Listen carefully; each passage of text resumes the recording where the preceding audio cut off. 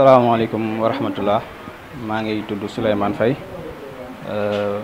nekk membre ba pare nekk président de la commission des actions sociales ci association Petites Mains Grand Cœur. comme nuñ koy defee weer bu jot association Petites Mains Grand Cœur dafay organiser journée de consultation médicale gratuite, dépistage, hypertension artérielle, diabète, don de médicaments noonu lañ koy defee chaque mois.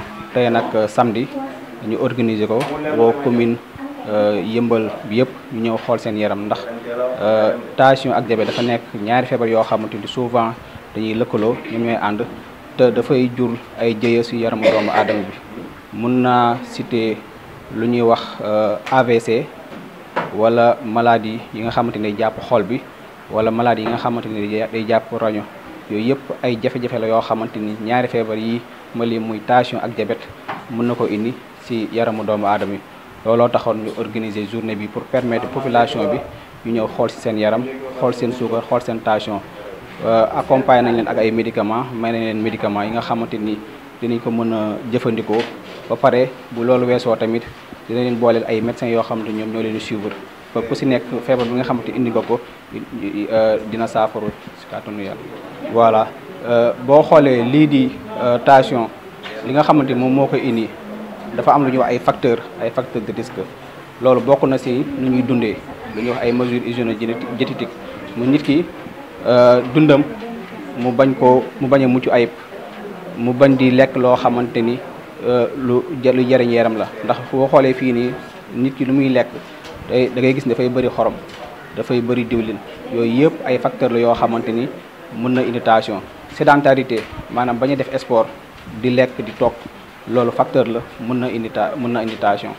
bon boo xasee ba am tension ak diabète médecin bi lu muy njëkk a def mu di wax la nga respecter lu ñuy wax les mesures hygiéno-diététiques maanaam ngay naan ndox bu doy, di def sport, dalal sa xel, di lekk yu mucc ayib, lekk yu am vitamine. ba pare wàññi lekk yi nga xamante ni dafa bëri xorom, lekk yi nga xamante ni dafa niin. loolu mooy tax ñu maytu feebar bu baax. tey suñu objectif moo nekk dépister au minimum 150 personnes. alhamdulilah tey jii ni 11h actuellement toll nañ ci 50. yaakaar nañu fii ba 14h dinañ atteindre chiffre boobu noonu.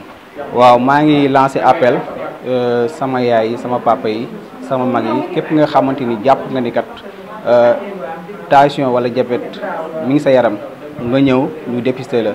bu loolu weesoo tamit mën nga jege kër docteur lu ci mel ni ci centre de santé yi wala hôpitaux yi, fépp foo dem di nga fekk médecin boo xamante ni dina mën a suivre ba pathologie boobu nga yore mu équilibré wu. voilà Petites Mains Grand Cœur boo xoolee activités yi li tax muy réussir mooy dañoo am ay membres yoo xamante à chaque fois bu ñu leen woowee dañ ciy jàpp. ndax association bi à 80% ñu ko composé ay médecins lañ, ay pharmaciens lañ, ay infirmiers, ay sages-femmes. moo tax pour ñu organiser journée yu mel ni dafay yomb ci ñun.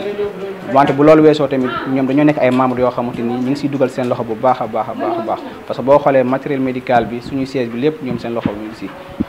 ak suñu partenaires yi mën naa see citer ku mel ni Teranga Pharma, Mame Diarra représenté leen. ñoom tamit ñu ngi ñuy accompagner journée bu ñu am moo xam ci daara yi moo xam journée consultation yi dañ ciy jàpp bu baax. kon maa ngi leen di remercier moom tamit bu baax a baax. voilà merci beaucoup. donc je m'appelle Souleymane Faye, je suis médecin, en même temps je suis membre et président de la commission des actions sociales de l'association Petites Mains Grand Cœur. Voilà, comme vous le voyez, donc chaque mois l'association Petites Mains Grand Cœur donc organise une journée de consultation médicale gratuite, de dépistage de l'hypertension artérielle, de diabète, mais aussi de don de médicaments.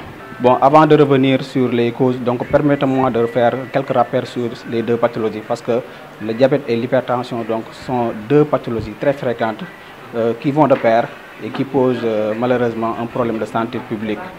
Donc quand une maladie touche plus de 10% de la population, donc ça constitue ce qu'on appelle un problème de santé publique.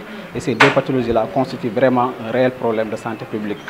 Je peux citer l'accident vasculaire cérébral, donc communément appelé l'AVC, les cardiopathies, les néphropathies. Donc ce sont des conséquences très graves donc, de ces deux pathologies.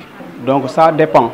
Malheureusement, donc on note vraiment plus on note la pathologie, c'est les personnes âgées, mais quand même, on peut retrouver bel et bien cette pathologie chez les enfants. Donc pour les personnes âgées, il y a des facteurs de risque. Donc je peux citer l'obésité, la sédentarité, hein. Donc ce sont des facteurs de risque qui peuvent exposer la personne vers ces maladies. Effectivement, il y a des maladies, il y a des aliments à éviter. Donc en tant que médecin, nous on conseille plus le patient donc, à respecter ce qu'on appelle les mesures hygiéno-diététiques. C'est quoi les mesures hygiéno-diététiques? C'est de conseiller le patient donc, de boire d'abord beaucoup d'eau, de faire des sports, mais aussi de manger des aliments qui sont riches en vitamines, comme les légumes, les fruits. Oui, bon, notre objectif aujourd'hui, c'est de dépister au minimum 150 personnes. Donc actuellement, on est à midi moins. Actuellement, on est à 50 personnes. Et on espère atteindre le nombre vers 14 heures. Voilà, donc je lance un appel solennel à toutes les personnes donc de venir dépister. Donc, je l'ai dit tout à l'heure, le diabète et l'asthéa sont des pathologies vraiment très graves et ils vont de pair, donc d'où la nécessité de venir faire le dépistage. Voilà, donc l'association elle est constituée à 80% par des agents de santé, donc c'est des médecins, des infirmiers, des sages-femmes. Donc vous voyez, c'est très facile d'organiser ces genres de consultations au niveau des DARE, mais aussi au niveau des communes. Je profite aussi pour remercier nos partenaires comme Teranga Pharma, donc, qui nous aident vraiment à réaliser ces genres de journées. Je remercie également les membres de l'association Petite Main Grand Cœur.